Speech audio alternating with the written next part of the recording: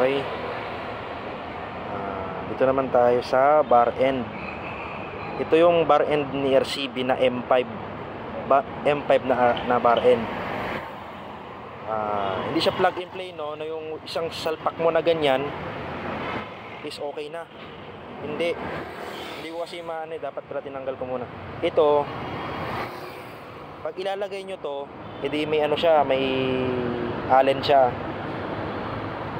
Pagkasalpak nyo na ganon, yung allen, higpitan nyo ng higpitan kasi yan, kusang bumubuka yan eh. Habang hinihigpitan nyo, bumubuka yan. Naiipit siya dun sa loob para kumapit siya. Ganoon ang paglagay niyan. Pasak nyo muna, tapos higpitan nyo dito ng higpitan. Tuloy-tuloy nyo yung paghigpit.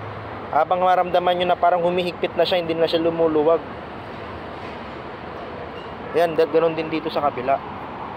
Ganoon din dito sa kabila. Pero maastig yung forma niya. Maganda siya. Balancer. Bar and balancer. M5. Ganyan mukha niya. Yan. Stock pa yung ano natin. Handle natin. Yan. Yan siya. Ganun lang din yun. Madali lang siya. Higpitan nyo lang, kusang kakapit na yan. Gagawin siya. Diba, habang hinigpitan nyo, gumaganyan siya, lumalaki. Yan. Ganda siya. So, ang hindi ko lang nag-anuhan dito, pag stock yung ganito nyo, yung rubber nyo dito, pag stock, ano siya, naiipit siya dito, hindi siya lumuluwag.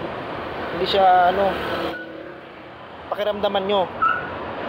Pag ginaganon nyo siya, pag naiipit, i-adjust nyo lang ng konti. Nagagalaw naman yan eh. Medyo adjust nyo ng konti, pag ganun ng konti, ay hanapin nyo yung pinakamaluwag niya. Kasi once na hindi nyo pag ginaganon nyo, hindi mabagal bumabalik, o minsan hindi bumabalik, may tendency na pag ginanon nyo, pag binitawan nyo, umaandar pa rin siya. Yun ang mahirap pag stock. Mas maganda siya, kung magpalit kayo ng ganito, palitan nyo na rin ng ganito, yung samurai. Yung bago, kaya't anong klase na gusto nyo ng RCB o anong handle, na hindi stock. Kasi kung aftermarket na ganito, hanggang dito lang yung may uwang pa siya, may allowance pa, kaya nakakaganon nyo siya na maayos. Yung sa akin kasi in-adjust ko lang, hinanap-hanapan ko lang siya ng tama kasi pudpurin ko muna tong stock ko bago ko magpalit ng bago. Pero mas advice talaga, mas maganda palitan to ng bago. So papalitan ko na rin to. Yun lang. Pag magpalit kayo ng ganito, mas maganda palitan nyo na rin din to para walang problema, para wala nang adyasan. Katulad nung sa akin. Yun lang.